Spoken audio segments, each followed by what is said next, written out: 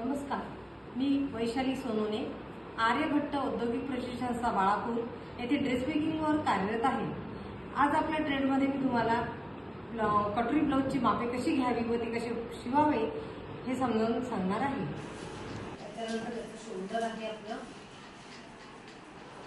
5.5 आणि त्याची काप घ्यायची आहे। किती घ्यायची आहे ग? किती आहे? छाती 10 पर्यंत त्याचं माप सांगितलेलं आहे तुम्हाला। जेवढं शोल्डर घेतलं तेवढीच काप घ्यायची, 6 पर्यंत गरज नसते, 5.5 ठीक आहे। त्याच्यानंतर छातीचा एक भाग याच्यात किती होतं? 10.5 होतं ना, मग त्याच्यामध्ये वाढवायची गरज नव्हती आपल्याला, मग आपण हे 11 घेतलं। कोणतं ब्लाउज करत आहे आपण? कटोरी ब्लाउज। अडीचचा आडवा गळा, त्याच्यानंतर मागची गळ्याची उंची किती होती? 6चा होता का? 8चा होता ना। 8चा चौकोन कंप्लीट करून घ्यायचा। काखेमध्ये 1 इंच समोर घेऊन हा गोलाकार द्यायचा आहे। हा इथं आणायचा आणि हा इथं द्यायचा। त्याच्यानंतर या रुंदीतून 1 इंच कमी करून हा पॉइंट यायला दिलायचा। हे बघा, आपण काय केलं, पूर्ण उंची घेतली, इथे रुंदी घेतली, त्याच्यानंतर शोल्डर 5.5 जेवढं शोल्डर घेतलं तेवढीच काप घेतली। समजा आपण हे जर 5 घेतलं असतं तर हे 5.5च घ्यायचं।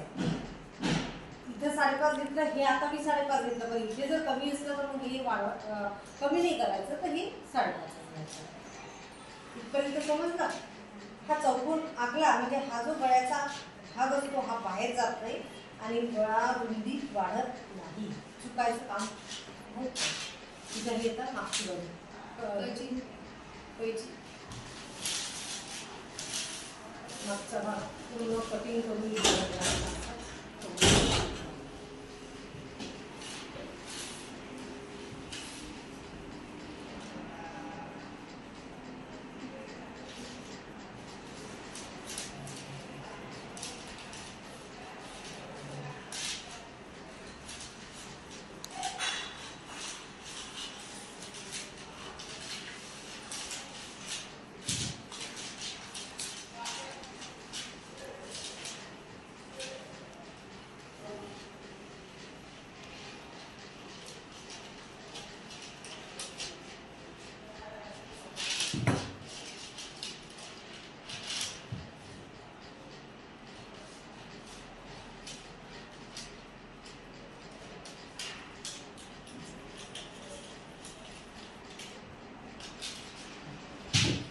त्याच्यानंतर साईडचा पीस बघा कसा काढायचा। आपलं जे नाक आहे नाकचं ते जसंच्या तसं पेपरवर ठेवायचं। खूप सोपी पद्धत आहे ही। या पद्धतीनुसार जर तुम्ही ब्लाउज घेतला तर ती चुकतच नाही।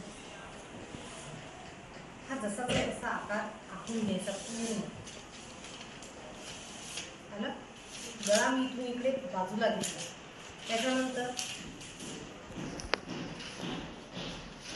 ह्याच्या समोर 1.5 इंच घ्यायचं। 1.5 इंच घेऊन हा गोलाकार याला जोडायचा आहे। हा झाला काठीचा सेकंड आकार, ठीक आहे। त्याच्यानंतर 2 इंच पूर्ण उंचीतून कमी करून टाकायचं। उंची कितीही असो त्याच्यातून 2 इंच तुम्ही कमीच करून टाकायचं। गळ्याची उंची 4.5 इंच घ्यायची किंवा 5 पर्यंत आल्या तरी चालते, 4.5च घ्या।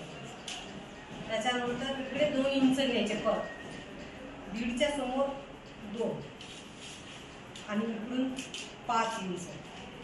5 घ्या, 4.5 घेतलं तरी चालतं। आणि हा 4.5 या 2 वर आणायचा आणि हा 2 या 4.5 वर। हे झालं साईड पीस। समजलं मी काय केलं? तुमची जी मागची बाजू होती ती पूर्णची पूर्ण याच्यावर ठेवली।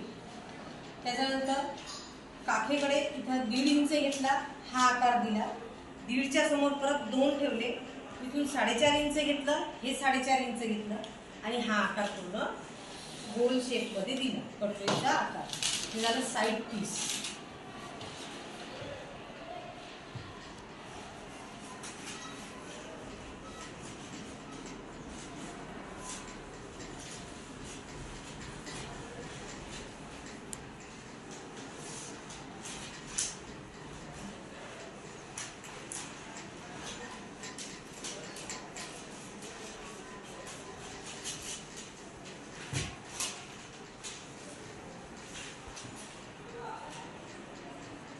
माप किती असो, पद्धत फक्त हीच घ्यायची.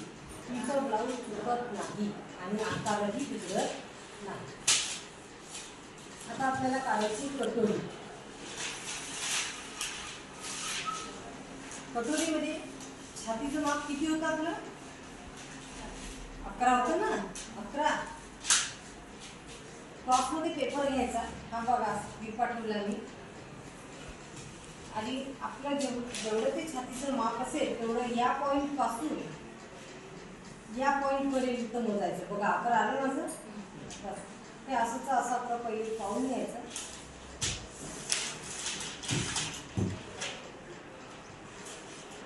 आणि हा आकार इथे जसाचा तसाच आखून घ्यायचा.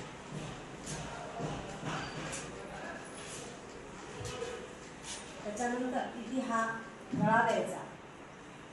आपल्या हाताला वळणच येऊन जाते बरोबर करता करता. आणि आता हा इथे हा पार्ट जो आहे हा इथे समान झाला.